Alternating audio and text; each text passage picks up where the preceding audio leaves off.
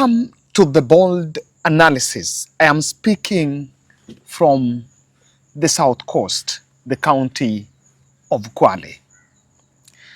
And I want to make it clear here. Implementation of the 10-point agenda between Right Honorable Raila Odinga and President William Ruto does not need a parliamentary PG between the two parties of UDA and ODM to be actualized, because the 2010 constitution is clear and we have well-established institutions, because there is nothing discussed by the two gentlemen that actually needs parliament for it to be actualized. And while the president and his friend Raila Odinga are talking about a synergy in parliament, but is nothing short of a political deal for 2027 endorsement. And that is why in this podcast, I strongly agree with the sentiments of Edwin Sifuna that the president should just fix UDA first before going for the ODM PG, ODM UDA PG. Ladies and gentlemen, in this podcast, I'm going to show you why a section of ODM MPs are bolting out of the joint UDA-ODM PG that was actually called by the two leaders. Kindly subscribe to our channel, click the notification bell and like our videos, and thank you very much for supporting this podcast. We do this each and every day because of your support, and we continue to say thank you very much for supporting this podcast. In Kwale today, Edwin Sifuna was speaking when he was invited as a guest on the ongoing LSK, annual LSK conference happening here in Kwale.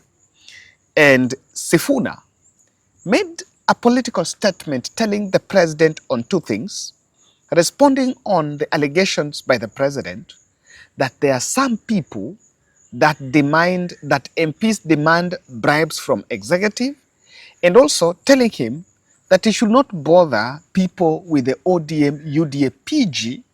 Instead, he should actually focus on the UDA first. And the CJ took us through that history. And she spoke about corruption as well. And she asked, who is this that is bringing corruption to the judiciary? We in Parliament have also been accused that we are rent seekers, that we go to ask people for money. I want the president to tell this country, who are these people who go and ask his cabinet secretaries for money? They are his cabinet secretaries. Who are these people that ask governors for money? Let them tell us. Let them tell us. To make blanket accusations, and I want to say this. You see, personally like Sifuna, I had taken a public position on Gachagua way prior to the impeachment. Are you telling me you paid me to do something I already wanted to do? Had I not gone on record objecting to some of the things that were coming from the pulpit of the deputy president? I had said it. Was I going to demand that you pay me to impeach Gachagua?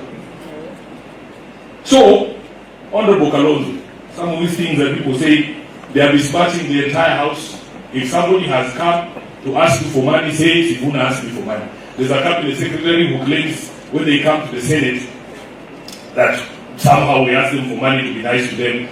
I am a member of the Public Accounts Committee. Our proceedings are live. Those of you who have watched those proceedings, do you see a nice Sifuna? Is that what they pay me to do? Anyway, it's a difficult conversation, but we need to all agree that some of the people who are pointing fingers are the worst possible auctioneers in this country. In fact, their names are synonymous with corruption. If you ask a small child in this country what they know about that person, they tell you that is a thief. And then they are the ones standing and telling us, oh, Parliament is corrupt. All of those committees in Parliament, except two, all of those committees in Parliament are headed by members of his party, the president's party. All of them. Agriculture, lands, whatever it is. So, he should have a PG with his team first of all, before he calls ODM members to go for PGs, join PGs. Lastly, we're being told, Honorable Kalonji, we must be brave, we must be bold. Saving a nation, this is like an existential fight for this very soul of this country. Saving a nation is not an easy task. We must be bold. The very people who ascended to power on the back of a slogan, were running around just saying hustler. Nobody ever understood what hustler means. Those same people are saying we cannot do the very same and go on a slogan. One word. Say it yourself. Yes. And let me just put up my point. I support Sifuna on this. Number one, the president cannot cry and cannot purport to castigate parliament for soliciting extortion. And I'm telling you, it is not like the president is lying. MPs extort money from the executive. But why do you think they extort? They extort money because the president himself infiltrated parliament and paid people to impeach his deputy. So it is a norm that was created. The fish started rotting at the top, at the head. And Sifuna is telling the president that before you meet ODM, you need to fix your party first. Why do I agree? I have my 3 reasons why I believe or I stand in support of what Sifuna is telling the president. Number one, if we have 10-point agenda and one of them was the rights of those Kenyans who are killed, allegedly killed illegally during protest, and the president establishes a framework for compensation of those protest victims, then surely, if the president is already acting and has been making, moves to be seen as if the president himself is acting, then why do you need to drag the MPs in some sort of a meeting? If compensation here, like for example, compensation of protest victims, do you need it needed a framework? No. Compensation is a reward that comes legally from the court of law. After, for example, wale ambao walikuwa detained illegally, Raila Odinga's and Gitobi Manyara's and William Tunga, they were actually awarded by court. The damages are actually given by the court. And now from these damages is when the payments are done. So ladies and gentlemen, that is number one. The president cannot purport to be asking for a PG, a joint PG to implement that MOU, while on the other side of it, he's already making presidential proclamations and moves to do the same. If anything, he's just gaslighting and just bringing this parliament MPs together, but in real sense, nothing is going to come out of it. Now, you also need to ask, a second reason is this. The president himself established some 5-member committee, a technical committee to evaluate the implementation of that. And I saw some bloggers there, our friend Gabriel Oguda, former ODM SG Agnes Zani, and so a couple of some low-profile people put in that committee to look into or that to help on that framework. Then, what is the PG for? You will understand that while he's talking of, we need to bring parliament together and how it's going to be done, but behind the tent, he works one man. He actually runs one-man show. Number two, you are asking ODM to have a sit-down with the UDA about that MOU. But when I look at when I look at the two parties, UDA-ODM Secretary General has been putting up party position and his opinion on the state of affairs. I'm yet to see the UDA Secretary General Hassan Omar giving a speech or a statement on his thought or the party position on a number of things. UDA party officials are silent. They never issue statements. They never issue party statements on this MOU. I'm yet to see even Secretary General of the UDA, Hassan Omar, even appearing in a mainstream television station to defend the party. So really, this is nothing to do with, there is nothing new coming here if UDA itself cannot be doing it. Number 3, the president and Raila Odinga are lying and blatantly lying that they need the synergy, that they need to have the PG so that they bring together the synergy of the two sides of their MPs to actualize that MOU. Remember, do you really need a PG to actualize it? ODM members of parliament, majority of them who subscribe to Raila ideologies are already remote controlled. And you will hear them saying that when Raila says left, it is left. When Raila says right, it is right. If MPs cannot make up individual minds, if they cannot put up the independent thinking, that they go to rallies, and I had I had Junet Mohammed saying, kitu baba amesema ni kama sheria. Baba kisema left ni left, baba kisema right ni right. Then do you really even need to bring those MPs together if what baba says to them is law? Jambo la pili, Your Excellency, sisi baba akisema left ni baba akisema right ni baba amesema tuko katika serikali ya broad base. Namna hiyo, si amesema namna hiyo? Sisi tutakaa kwa hii serikali ya broad base ambayo inaongozwa na Mheshimiwa William Samoei. Ya pili, kwa kumalizia, Your Excellency, then do you really need even to say that I need to bring them together to put up their minds together?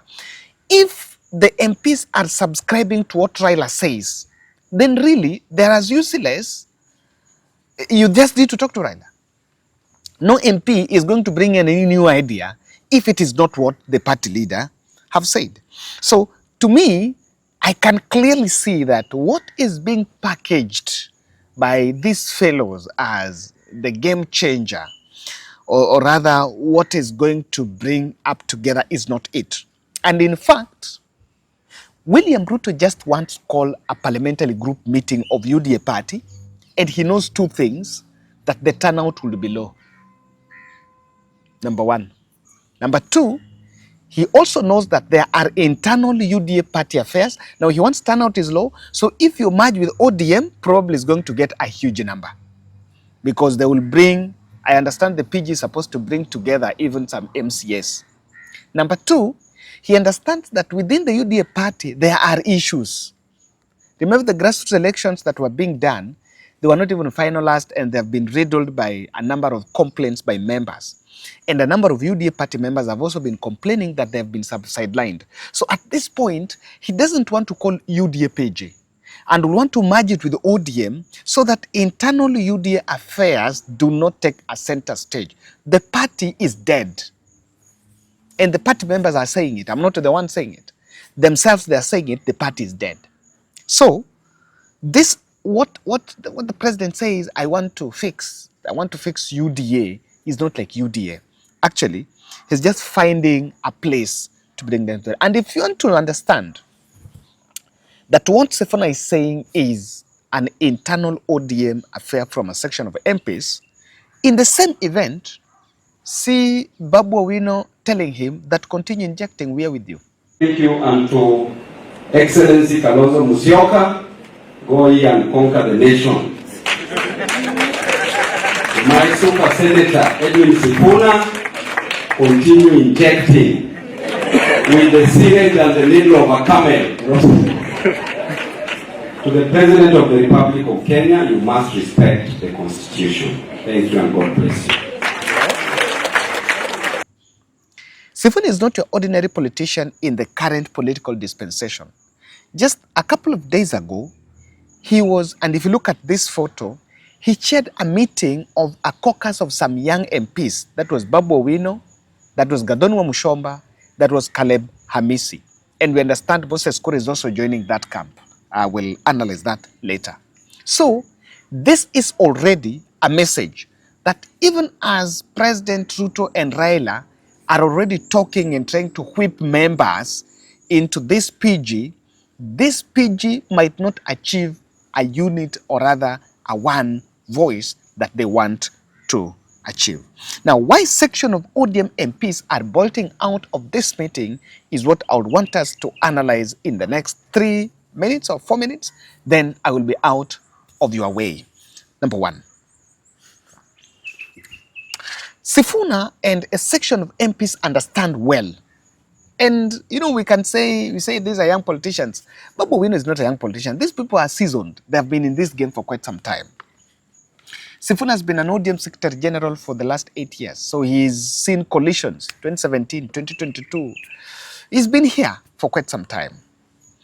Ruto is looking for an early coalition agreement. The early coalition agreement, he's looking at it now. Why? Because he understands that at the moment, MPs are not like Sifunas are not comfortable to lose their seats, probably ODM. They will still want to remain within ODM. The window, or rather the season of political migration will come next year. 2026, I'm telling you, by 2026, people will grow horns and will start, the likes of Sifuna will be telling Raila in live television station, I'm telling you, they'll be telling Raila, you are going to Ruto alone. They will be speaking about it, I'm telling you. They will be speaking different languages and different places. So the ODM MPs are realizing that look at this. What Ruto is doing, the President Ruto is looking for early coalitions. If we don't speak out now, we'll be consumed by these coalitions, and they're now just issuing warning signs. Number two, there is a constituency that Babu Owino, and specifically these two politicians, Babu Owino and Edwin Sifuna has a political constituency. This political constituency, many people call it Gen Z, but let me just call it as it is, the Nairobi vote. There are a clique of people, and I can tell you, if today Sifuna maintains his political stand and demeanor and seeks a seat in Nairobi here, probably going for Senate and defending Senate, and Babu Owino goes for governor, these two gentlemen will actually take over Nairobi. They will take over Nairobi because of the voice of dissent, the audience they are addressing. And at this point, Sifuna and Babu Owino are realizing this. The more we continue babysitting this UDA and ODM shenanigans, the more people, our voting constituency, might actually mistrust us. There is mistrust setting in. And that mistrust would actually eat into their political constituency. And that is why they're at this point coming out clearly to speak up their mind and say, this is not it. And I like what Sifuna have said. He said, I will read every party statement, but the party statement of UDA-ODM merger, that is a statement I will not read. And I would wonder, why would someone want Sifuna to read the statement? Si hata huko Hassan Omar ako, si hata Hassan Omar, the Mombasa senator, should also be able to read. Number two, I think Ruto and Raila are tightly guarding the agenda of that meeting. And that's why some MPs are bolting out. Let me tell you. And I will analyze it about Monday, on Monday when that PG is on Monday. I will analyze it here. Let me tell you the agenda of that PG. Two things. It's not about MOU. There are two things that the president wants at the moment. Number one, to ensure that both him and Raila Odinga are going to campaign together in the coming by-elections. So that even if they lose, Ruto will be comfortable. They rather lose with Raila than UDA losing alone. That will be the end of UDA. Number two is to ensure that those who are criticizing him tone down after that such a unitary is achieved. And to show an impression that there is no criticism, that everyone is dancing to his tune. And the other issue why people are bolting out here is this. William Ruto is out to detonate and kill any other alliance that would form that would actually support the opposition. I can tell you this, and I've been saying, the Kalonzo, Rigathi, Matiang'i, Natembeya axis is a very strong axis as it stands. It just needs a bit of injection, and they only need two things. They only need to stay together and get one candidate. After getting one candidate, then the other candidate, a candidate that will actually convince Kenyans that there is a change that opposition is going to bring, because the country is ready for the change. Ladies and gentlemen, that is my take into this. I've only heard Sifuna is the third politician to have spoken about that PG after Raila and Ruto. No UDA leader has spoken about that PG, and even President Ruto has, since he spoke about it, I think that was when he was in Homa Bay, if I'm not wrong, he's never spoken about it again. And this is something that is happening. So let's meet in the next. Thank you.